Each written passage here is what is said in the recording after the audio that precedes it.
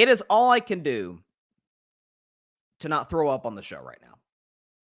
So I'm a diehard Steelers fan. Many of you know this. And, throughout last season when the Steelers were able to somehow, someway win 10 games, make the playoffs with a great defense, great coaching, and not only abysmal quarterback play, but archaic offensive play calling via Matt Canada, and then once Matt Canada was fired, via Matt Canada's playbook. Canada's probably the worst offensive coordinator I've ever seen in my life other than Nathaniel Hackett. I challenged Mike Tomlin after that season. I said, Coach, you're future first ballot Hall of Famer, no question about it. No losing seasons in your career. Super Bowl title with the Steelers, another Super Bowl appearance. But here's the reality. No playoff wins since the 2016 season. Can you believe that? The Jacksonville Jaguars have won 3 playoff games after the 2016 season. Steelers have had 0. Like, go figure that. How many times the Jaguars picked number 1? How many times the Steelers been inside the top 10? But that's the reality of the situation right now with Pittsburgh, and has been for some time, is that I wanted to see Mike Tomlin maintain the core principles of what makes Pittsburgh great: toughness, great defense, all these things, while simultaneously adapting late to the party, but you could still change. Anybody can change. Adapting to the modern offensive NFL. Now, when he hired Arthur Smith in January, I'm like, okay, this is a sign. Say what you want about Arthur Smith as a head coach. He was not very good in Atlanta. Wasn't Ryan Tannehill like a Pro Bowler when he was with them? Tennessee had their greatest success when Arthur Smith was the OC in Tennessee under Mike Vrabel. So I'm like, okay, I like this. Okay, let's see what we do at quarterback. Do we draft a guy? And then we signed Russell Wilson. And it's like, okay, well, at least he's better than what we had last year, and at least he's really cheap. If this is who we got, and we can't draft anybody because we're too low in the first round to take one of these high-end quarterbacks like a Michael Penix, who I loved, so be it. We'll roll with Russell and see what happens in 2025. But then they trade for Justin Fields. And I'm like, okay, well, you got the vet. Then you got the young-ish guy. I mean, Justin Fields is in year 4, but it's kind of raw. Didn't work so well in Chicago. Bears need to move on in favor of, to me, one of the most talented quarterbacks in the history of the draft, Caleb Williams. Okay, let's see how this works out. See him battle it out. Turns out Russell wins the battle, but loses it out to Justin Fields because of injury. Well, according to reports and according to tape that we have from Steelers practice, Russell Wilson is going to start on Sunday against the New York Jets, and I can't figure out why. We can show you Russell Wilson, Justin Fields' numbers. So Justin Fields through the first 6 games of this year, Russell in his last 6 games last year in Denver. Before you say, well, I mean, it's Denver.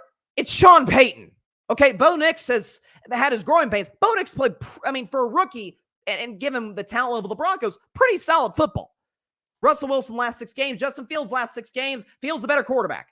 Total touchdowns, Russell's got Justin beat. Total turnovers, by the way, Russell only has him beat by 1, 11-10. Fields has 4 less turnovers, total turnovers than Russ. That says in their last 10 games. That should say in their last 6. My apologies. But Russell in his last 6 games, only 7 more yards per game. Fields then beats him out. Last 6 games, completion percentage, passer rating, QBR, and record.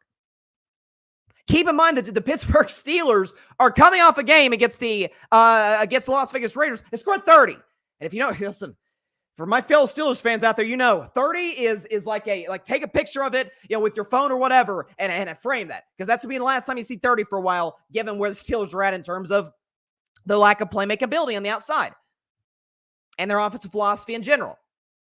But even more than that, to me, what is the thing that I can't quite wrap my arms around with Mike Tomlin deciding to go with Russ over Justin Fields, I can't figure out about this. It's 2 things. Number 1, the Steelers have one of the worst offensive lines in football. Now, some of that's injury. Zach Frazier, the rookie center, who's been playing really good football, he's going to be out for some time with a lower body injury. Okay, well, there goes your center. You've had injuries at guard. Broderick Jones on the right tackle has been a disaster this year. I mean, there was a play against the Raiders, second or third quarter. Broderick Jones I think it was Max Crosby. It might have been Crosby. Go right by him with no resistance. Fields has to take off up the middle. If that's Russell Wilson, he's getting clocked and probably fumbles, because Justin Fields gives you that mobility. But to me, the paramount, the biggest reason I cannot figure out why Tomlin's making this move, I don't know if Justin Fields is going to be the long-term answer in Pittsburgh. Matter of fact, I'm about 80% he's probably not going to be. I'm about 80%. I'd rather take my chance on a younger quarterback, fresh out of college, see what he's got. Have a good situation around him. Let's draft a quarterback. Let's see if we can get our franchise guy. But there's a chance Fields could be. He's played well this year, 10-2 touchdown to turnover ratio. That's good. He's completed almost 70% of his passes. That's good. The Steelers are 4-2. That's good. I don't know if Fields is going to be the long-term answer, but I know Russell isn't. Russell Wilson's in his 13th year, in the National Football League. He's in his mid going into late 30s. Russell Wilson, I talk about Aaron Rodgers, hasn't been good since 2021. Well, guess what? Russell Wilson hasn't been good since 2020.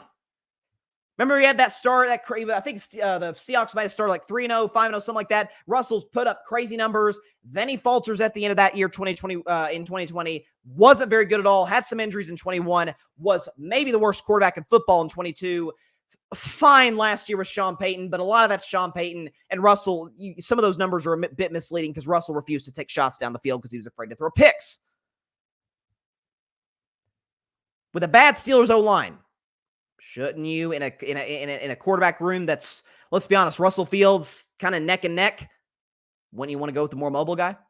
For the long-term prospects of the franchise, wouldn't you want to go with Justin Fields? If nothing else, because this is a suggestion I had prior to Dak Prescott breaking my heart and signing a long-term extension with Dallas. I was, as a Steelers fan and a Dak fan, I'm like, this is a match made in heaven. Dak gets to go to a football-first franchise with a great coach, great ownership, great GM. Here we go. Well, here we don't go because Dak stayed in Dallas and my dreams were blown up into smithereens. But my suggestion at that time was, hey, Russell's going to walk. He's going to be a free agent. You bring Justin Fields back. You sign Dak Prescott to a gigantic contract, and either Justin Fields is your backup or you trade him and get good compensation. I think the second part of that could still be in the air. You could still mill Justin Fields. You absolutely could. If Justin Fields is able to, I say rebuild his reputation as if he was like this locker room problem. He wasn't in Chicago, but rebuild his on-field reputation in the sense that, hey, if you give Justin Fields a good, solid, foundational situation, he can be good. He could be a productive player through the first 6 games, 10 total touchdowns, 2 turnovers total. He could be productive. He can help you win games against the Colts in week 4, one of the Steelers' 2 losses. That was the rare bad performance by the Steelers defense where Justin Fields almost got you back into that and winning it with his arm, with his legs. Russell can't do it with his legs. I'm not sure he can do it with a deep ball anymore. And that was kind of Russell's greatest strength. Like, man, he can sling. He's got a pretty deep ball. Well, he doesn't throw it anymore. He's scared to throw it. And by the way, the Steelers' offensive philosophy, I don't know if it would change with Russell, maybe, but they don't really take shots down the field. That's just not, I wish they would, but they don't. Maybe they'll give Russell a shot, but to give Russell an opportunity to take shots deep, he's got to get protection, which he most of the time won't get because the Steelers' offensive line isn't very good. Push comes to shove, Justin Fields can worst case scenario, get out of there and get you a yard or two and at least make it a positive play, not lose 7 yards on a sack. So from a situational perspective, it doesn't make sense. From a personnel standpoint, it doesn't make sense. And for a long-term future standpoint, it doesn't make a lot of sense for the Steelers to make this move. All I can figure, and this is all I can think of. Listen, and again, I'm not acting like Justin Fields has lit the world on fire. He's played well. He hasn't been great. He hasn't been bad. Hasn't been bad enough to where I say, oh my gosh, you got to sit in the offense, can't do anything. He's been pretty good. Steelers scored 30 points against the Raiders on Sunday.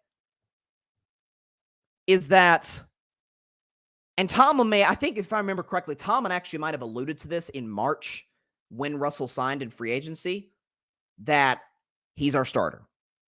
When Russell, by the way, remember, this was before Justin Fields was traded there, which I think happened like later that week. Tomlin said, Russell's our starter.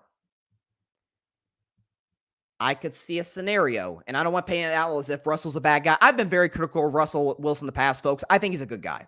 I mean, the other day, I think it was yesterday before, he did what he always did in Seattle, visited the Children's Hospital. Russell's a good dude. I have nothing against him personally.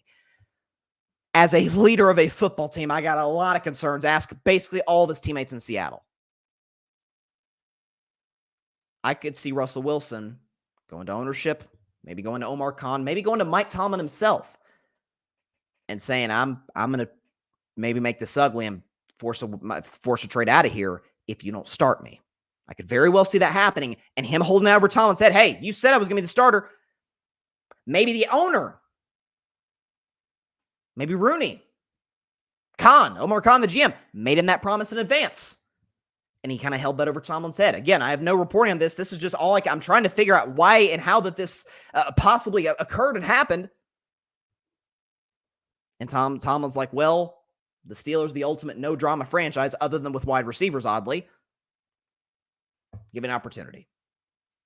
And what I think is going to happen over the course of the rest of this year is, I don't know how Russell Wilson's going to play with the Jets. I know the Jets have a great defense. At least they have been, obviously this year. I don't know if the Steelers are just going to win that game. I'm leaning Steelers because it's TJ Watt against Aaron Rodgers. That is, as Shaq would say, barbecue chicken for TJ Watt. That's a great matchup against that bad offensive line for the Jets. But it looks like it's going to be a seesaw the rest of the season, and you come out of this year feeling, what did we do? By the way, if Russell plays poorly, you drop a couple games, you know what you do? You put Fields in for the toughest part of your schedule. You got the Bengals twice. You got Baltimore twice. You got Kansas City. I mean, there's the Steelers last, whatever it is, 7, 8, 9 games, brutal stretch. Like that was, I talked about all offseason. It is paramount. If the Steelers want to do anything this year, they got to knock out some of these New York Giants, New York Jets, Colts. They lost the Colts, but you got to beat these teams. You steal a game against the Chargers and against Atlanta. You got to win these early season matchups. You got to beat Denver when you have a quarterback advantage and a coach advantage. Slight, I love Peyton Tomlin's a better coach. You got to knock these games out early in the season so you give yourself extra leeway for later in the season. You disrupt the offense. I don't get it. I really, really don't. And listen, maybe Tomlin's just seeing what he's got. Maybe him and Omar Khan are like, hey, we're going to entertain these guys as potential trade options and then draft somebody in 2025. I'm not really sure what the plan is. Like my thing was, if God forbid Justin Fields goes down or plays poorly, Russell's a good insurance option. I never said Russell couldn't play. It just disrupts a lot of things. And long term, it doesn't make a lot of sense. I don't get why the Steelers did this. I genuinely don't. And it made me a lot less optimistic. With the game on Sunday, even though the Steelers are going to win. Thanks so much for watching the show on YouTube, and be sure to go click that big red subscribe button and check out the other clips and full shows from Carving It Up Live, as well as our other incredible content creators here on the Grid Network.